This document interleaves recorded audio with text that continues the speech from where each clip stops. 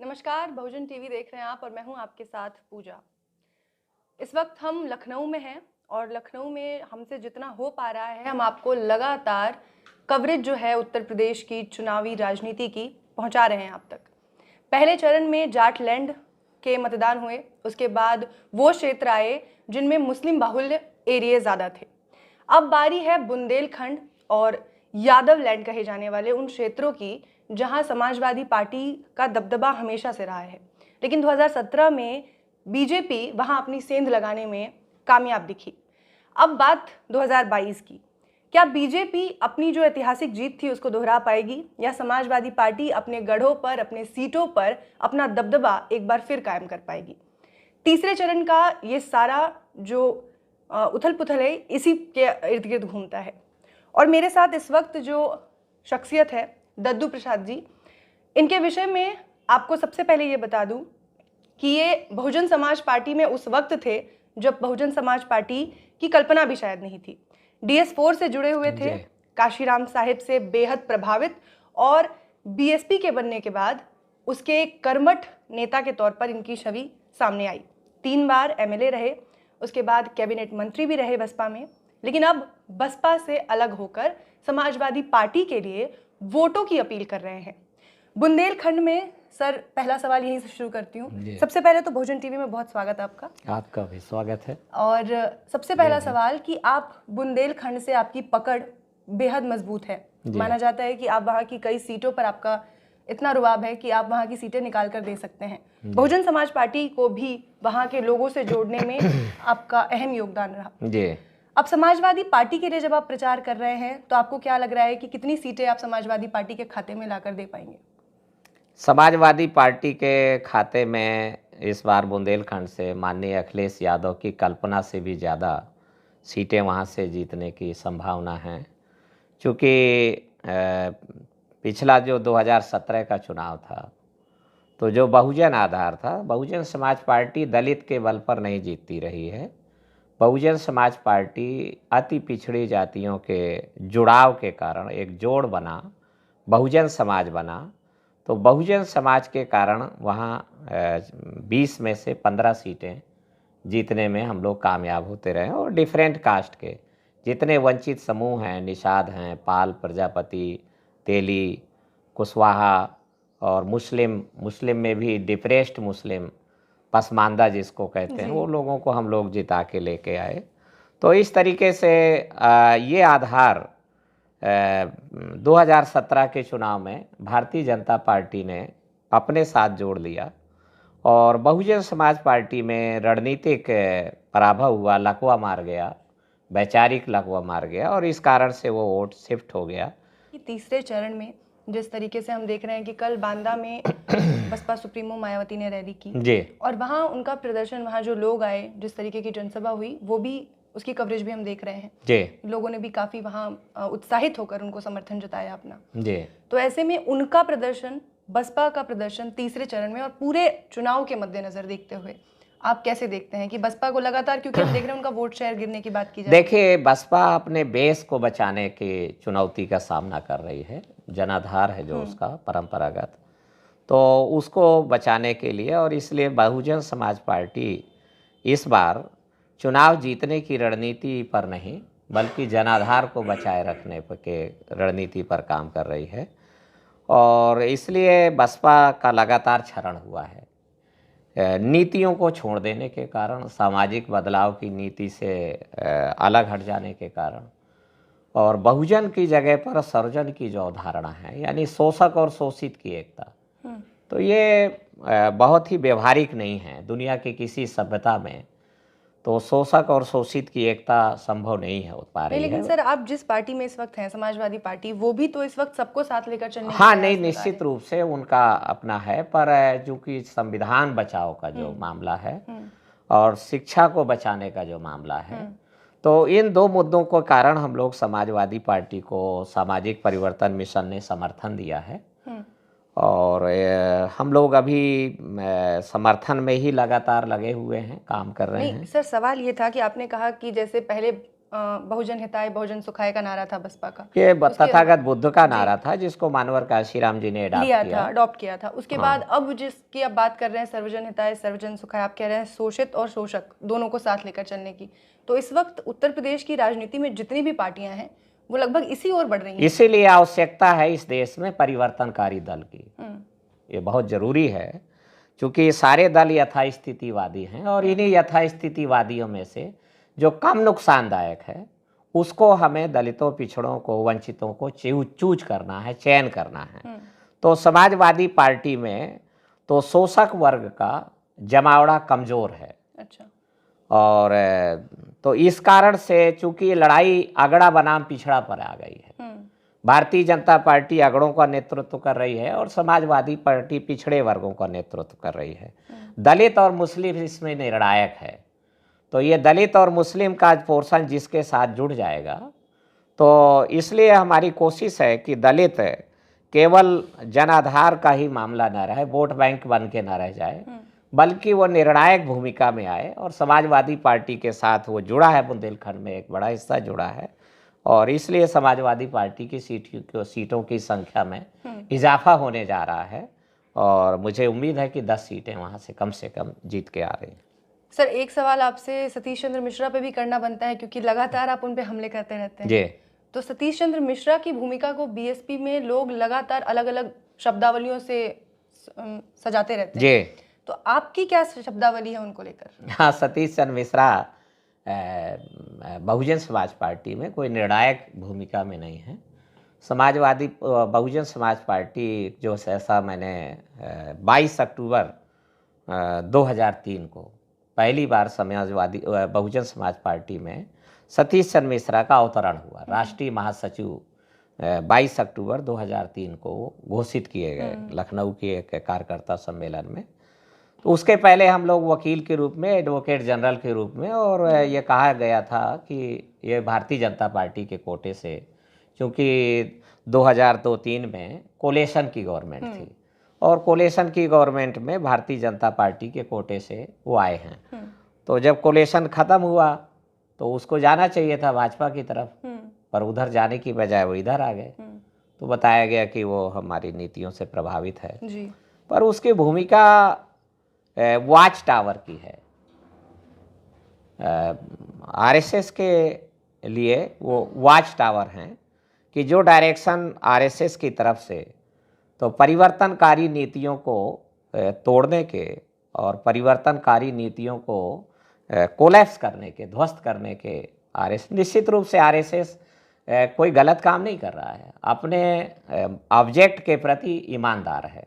और आरएसएस जो है वो चाहता है कि इस देश का जो वर्टिकल सोशल ऑर्डर है, ऊर्ध्वाधर खड़ी हुई समाज व्यवस्था है, वो यथास्थिति बनी रहे, ऊर्ध्वाधर बनी रहे। चतुर्वर्णीय व्यवस्था उनके लिए आदर्श समाज व्यवस्था है। जो भारत के शोषित, वंचित और पीड़ित लोग हैं वो इस देश की ऊर्ध्वाधर खड़ी हुई समाज व्यवस्था में, चतुर्वर्णीय व्यवस्था में बदलाव चाहते हैं। और वो बदलाव हम भारत के संविधान की जो प्रस्तावना है और संविधान का अनुच्छेद 38 है जो नीति निर्देशक तत्व है, तो उसके अनुसार बदलाव चाहते हैं कि इस देश में समता, स्वतंत्रता, बंधुत्व और न्याय पर आधारित सामाजिक व्यवस्था की स्थापना हो। आरएसएस की लगातार कोशिश है कि जो परिवर्तनकारी दल हैं तो वो अपनी नीतियों से कोलैप्स करें, ध्वस्त हो जाएं और नीतियों से भटक जाएं। क्योंकि जो बहुजन समाज पार्टी को समर्थन है वो नीतियों के कारण है, सामाजिक बदलाव का जो एजेंडा है उसके कारण बहुजन समाज पार्टी को उत्तर प्रदेश में 31% वोट शेयर तक गई।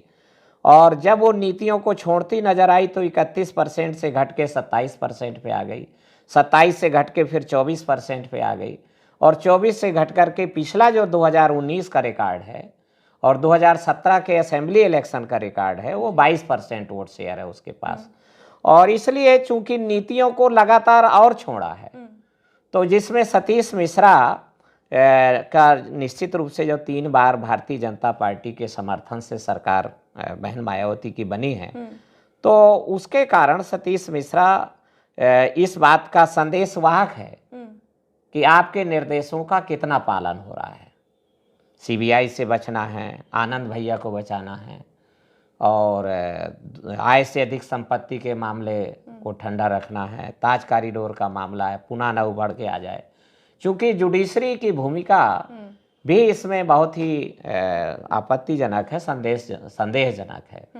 क्योंकि जिस तरीके से सीबीआई का रोल है, मिलता जुलता भूमिका न्यायपालिका की है। मतलब सतीश चंद्र मिश्रा न्यायपालिका का आरएसएस का दोनों का आदमी है। अच्छा, लेकिन सर 2007 में उनकी ही नीतियां थी जिसको सोशल इंजीनियरिंग कहा गया। नहीं, ये कहना गलत है। ये मानवर कांशीराम जी की नीतियां थी, और 2007 के असेंबली इलेक्शन में मैं एक बड़े एरिया का जोनल कोऑर्डिनेटर था। मैं कानपुर मंडल, बुंदेलखंड पूरा, और हम लोगों ने इलाहाबाद में भी कुछ दिनों तक वो ऑर्गेनाइजेशन का काम किया जी। तो बहुजन समाज पार्टी की जो 2007 में सफलता थी वो ब्राह्मणों के सोशल इंजीनियरिंग के कारण नहीं थी, बल्कि अति पिछड़ी जातियों के बड़े पैमाने पर एकजुट समर्थन के कारण बहुजन समाज पार्टी 206 सीटें जीतने में कामयाब हुई।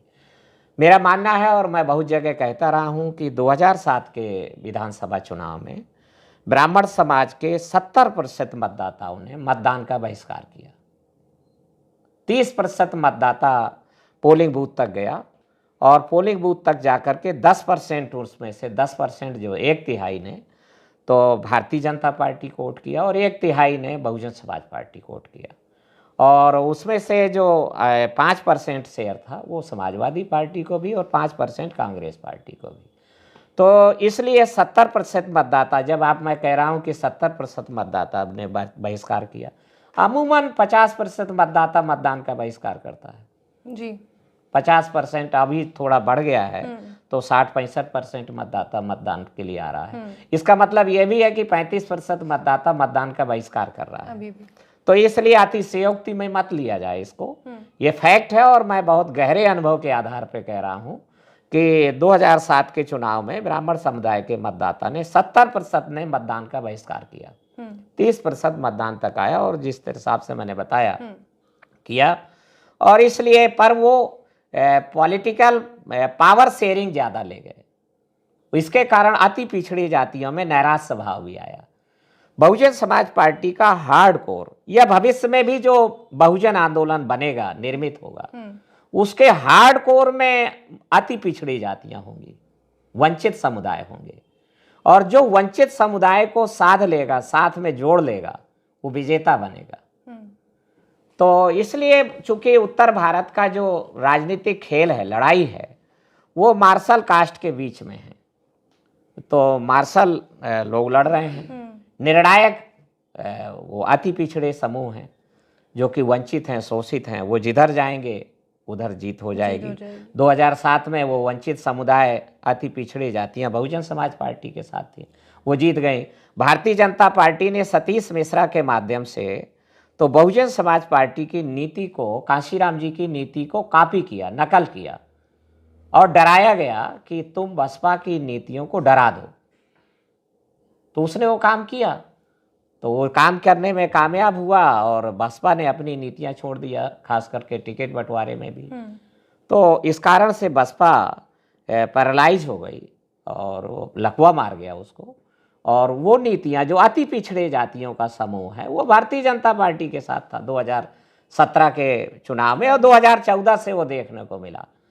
तो ये 2014-2017 की जो भाजपा की विजय है, ये हिंदुत्व की विजय नहीं थी, ये पिछड़े वर्गों की विजय थी, अति पिछड़ी जातियों की विजय थी। तो हम लोग सोचते हैं कि ये समाजवादी पार्टी में कंसोलिडेट हो रहा है, तो समाजवादी पार्टी को सफलता मिलेगी। चलिए सर, अब वर्तमान पे आते हैं। और वर्तमान में अगर मैं बात करूं तो आपको नरैनी से पहले समाजवादी पार्टी ने टिकट दिया जी, और क्योंकि आपकी पकड़ बुंदेलखंड पे, जैसा कि मैंने जिक्र किया, बेहद अहम मानी जाती है, तो ये फैसला भी बहुत अहम था। हाँ, लेकिन 24 घंटे के अंदर उसको हटाकर वहां से किरण वर्मा को टिकट दिया गया। जी। और किरण वर्मा के बारे में जितना जानकारी मुझे है, वो भी बसपा में रह चुकी हैं, पंचायत अध्यक्ष रही हैं। जी, तो आप दोनों का बसपा से कनेक्शन है, दोनों की आपकी पकड़ की अगर बात करें तो आपके मुकाबले उनकी पकड़ तो खैर इलाकों में कुछ खास नहीं है, तो इससे कैसे देखते हैं आप? हो सकता है पार्टी हाईकमान ने ऐसा महसूस किया हो कि उनकी पकड़ ज़्यादा है, हमारी पकड़ कमज़ोर है, तो उन्होंने ये फैसला कर लिया। तो उस ये फैसले फैसला- पर चूंकि हमारे सामने main object Bharatiya Janata party को शिकस्त देना है, क्योंकि जो भारतीय जनता पार्टी स्वतंत्रता की विरोधी हो गई है, भारतीय जनता पार्टी आरक्षण की विरोधी हो गई है, और माननीय अटल बिहारी वाजपेयी से लेकर के अब तक वो अटल बिहारी वाजपेयी ने संविधान समीक्षा आयोग बनाया, अभी उनके सांसद हैं, पार्लियामेंट में भी ऑन रिकॉर्ड बोले हैं और बाहर भी ऑन रिकॉर्ड कह रहे हैं कि नई संसद हो, नया संविधान हो। तो इसलिए ये बड़े मुद्दे हैं देश के सामने, तो इसलिए इन बड़े मुद्दों को ध्यान में रखते हुए तो बड़ा मकसद को हमने साधा है और ध्यान में रखा। भारतीय जनता पार्टी को हम लोग हराने के लिए समाजवादी पार्टी के साथ हैं और समर्थन जारी है, लगातार सामाजिक परिवर्तन मिशन उनको सपोर्ट कर रहा है। लेकिन अभी भी बीजेपी के चाहे मुख्यमंत्री हों, योगी आदित्यनाथ हो, चाहे गृह मंत्री हों, जब भी वो अपनी जनसभा को संबोधित करते हैं वो कहते हैं 2 चरणों में हमने देख लिया कि अखिलेश यादव का सुपड़ा साफ हो रहा है जी, कोई सीटें नहीं आ रही उनकी और हम बहुमत से अपनी सरकार बना रहे हैं। तो ये जो कॉन्फिडेंस है जी जी, इसके पीछे का कोई लॉजिक? देखिए, चौधरी चरण सिंह के बाद एक लंबे अंतराल के बाद तो पहली बार इधर जाट वोट माननीय मुलायम सिंह यादव के परिवार के लीडरशिप में इकट्ठा हुआ है। जी, जयंत चौधरी और वो माननीय अजीत सिंह और माननीय मुलायम सिंह जी के रहते हुए वो संभव नहीं है। चौधरी चरण सिंह का एक रुतबा था और उस जमाने में एक था, तो लगभग मुझे लगता है कि ये 35 साल के बाद तो इतिहास दोहराया गया है और निश्चित रूप से जाट लैंड और जिसको आपने यादव लैंड कहा और मुस्लिम लैंड से भी समाजवादी पार्टी को अब ये पूर्वी उत्तर प्रदेश और बुंदेलखंड शोषित पीड़ित इलाका है और तुलनात्मक ढंग से पश्चिमी उत्तर प्रदेश के, तो ये पीड़ितों का इलाका है, तो यहाँ भी व्यापक पैमाने पर सफलता मिलेगी और समाजवादी पार्टी को हमें उम्मीद है कि बहुत वंचित समुदाय इसमें साथ आएंगे। सर आपका ज़्यादा समय ना लेते हुए आखिरी सवाल आपसे करना चाहूँगी कि अखिलेश यादव की अगर हम बात करें तो उनकी चुनावी रणनीति में MY का जो समीकरण था जो उन्होंने बनाया था, मुस्लिम यादव, तो उस समीकरण को अब अगर देखें हम तो जो वो मुस्लिम वोटर्स हैं उनके लिए असदुद्दीन ओवैसी भी है मैदान में, लगातार प्रचार कर रहे हैं और उनका युवाओं में काफ़ी प्रभाव है, तो उससे इस MY समीकरण को कितना असर पड़ेगा? MY समीकरण देखिए लालू यादव जी का था, है ना, तो पर उत्तर प्रदेश में नहीं है, क्योंकि उत्तर प्रदेश में ये पूरा जो शोषित पीड़ित OBC का है, तो OBC का बड़ा जुड़ाव समाजवादी पार्टी के साथ है और ख़ास करके सामाजिक परिवर्तन मिशन के समर्थन के कारण अम्बेडकरवादी जो ग्रुप्स हैं जिसमें माननीय स्वामी प्रसाद मौर्य हैं, दूसरे और लोग हैं, ओम प्रकाश राजभर जी हैं, तो ये सारे ग्रुप्स मिलकर के एक विहंगम और बहुत सुंदर रचना करते हैं।